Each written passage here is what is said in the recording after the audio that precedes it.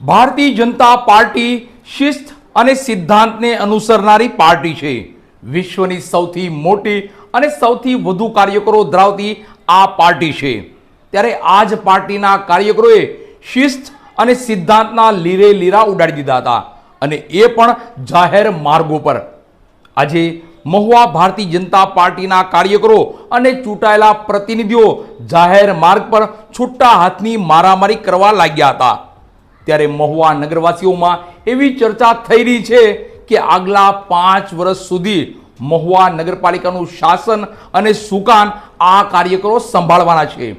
ત્યારે આગલા 5 વર્ષ મહુવા શહેરનું અને મહુવા શહેરના લોકોનું શું થશે તે જોવાનું રહ્યું.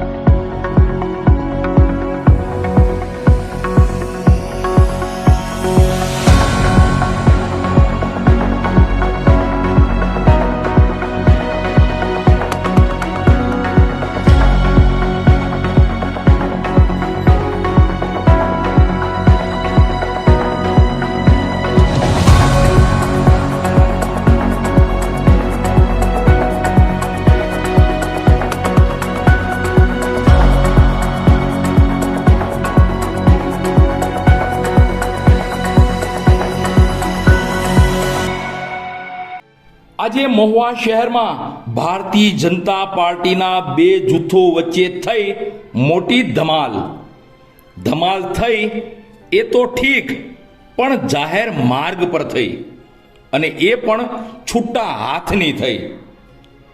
શિસ્ત અને સિદ્ધાંતના નામે જાણીતી પાર્ટીના કાર્યકરો જ લુખ્ખા તત્વોની જેમ રોડ પર આવી મારામારી કરવા લાગ્યા હતા. અત્યાર સુધી ભારતીય જનતા પાર્ટીના બે જૂથ વચ્ચેનો વિવાદ બંધ બારણે હતો, પણ આ વિવાદ હવે રોડે ચડ્યો છે. મહુવા શહેરમાં ભારતીય જનતા પાર્ટીના બે જૂથ વચ્ચે જે મારામારી સર્જાય તે બાબતે ચકચાર મચાવી છે. તમામ જગ્યાએ એક જ ચર્ચા થાય છે કે ભારતીય જનતા પાર્ટીનો વિકાસ બે ભાગલા પડી રોડે મારામારી કરી રહ્યો છે.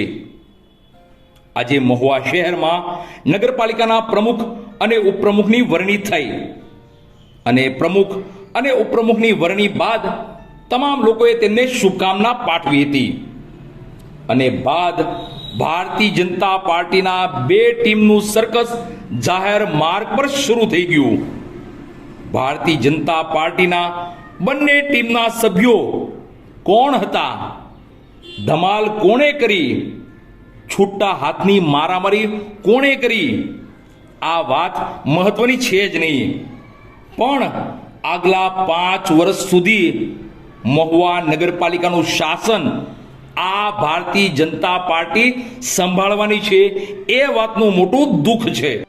જે લોકો પોતાને સંભાળી શકતા નથી તે મહુવાને સંભાળવા હાલી નીકળ્યા છે. શિસ્ત અને સિદ્ધાંતના નામે જાણીતી પાર્ટી આજે શિસ્ત અને સિદ્ધાંત વગરની થઈ ગઈ છે. વિકાસના નામે મહુવાનો વિનાશ થઈ રહ્યો છે. સૌરાષ્ટ્રનું કાશ્મીર આજે ભારતનું કાશ્મીર અને એપી સેન્ટર બની ગયું છે. ગત 5 વર્ષના શાસનમાં મહુવાના લોકોએ નગરપાલિકાનું શાસન, નગરપાલિકાનું ફિલ્મ, નગરપાલિકાનું સર્કસ નિહાળ્યું હતું. અત્યાર સુધી નગરપાલિકામાં અને બંધ બારણે વિવાદ અને ધમાલ થતી હતી, પણ આજે તો હદ થઈ ગઈ. આજે તો ભારતીય જનતા પાર્ટીની બંને ટીમોએ જાહેરમાં ધમાલ કરી, જાહેરમાં સર્કસના ખેલ કર્યા, અને જાહેરમાં જ ચકચાર મચાવતી ફિલ્મ પણ દેખાડી.